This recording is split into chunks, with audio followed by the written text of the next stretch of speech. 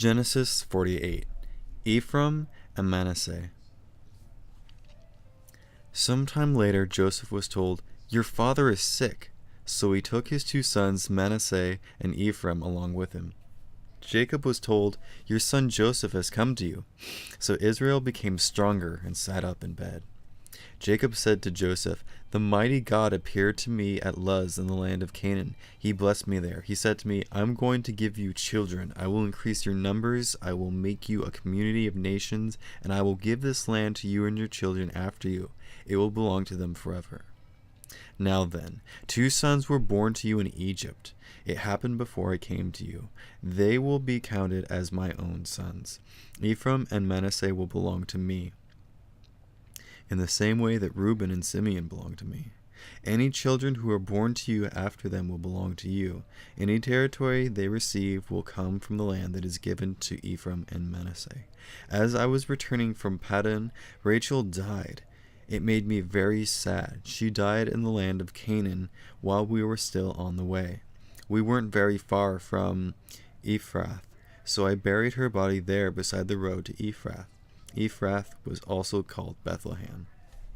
Israel saw Joseph's sons. He asked, "Who are they?" "They are the sons God has given me here," Joseph said to his father.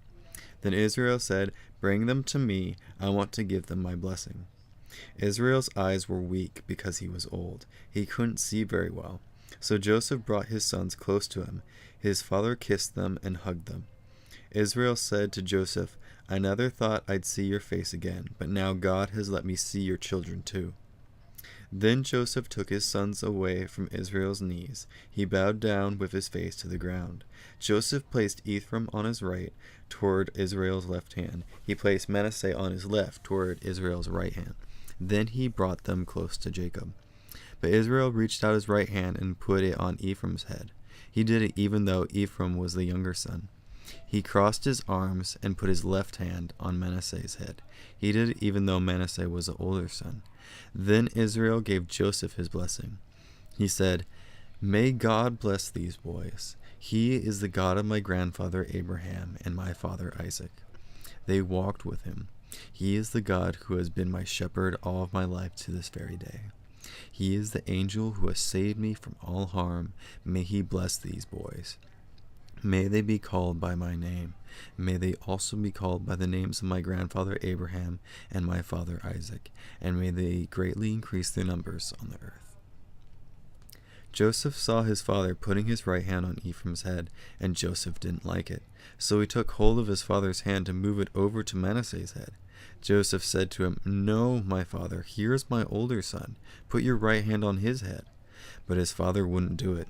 He said, "I know, my son, I know. He too will become a nation. He too will become great. But his younger brother will be greater than he is. His children after him will become a great nation."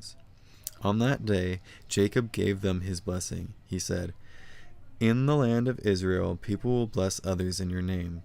They will say, 'May God make you like Ephraim and Manasseh.'" So he put Ephraim ahead of Manasseh. Then Israel said to Joseph, "I'm about to die, but God will be with all of you. He'll take you back to the land of your fathers. But you, Joseph, are over your brothers. So I'm giving you the range of hills I took from the Amorites. I took it with my sword and bow."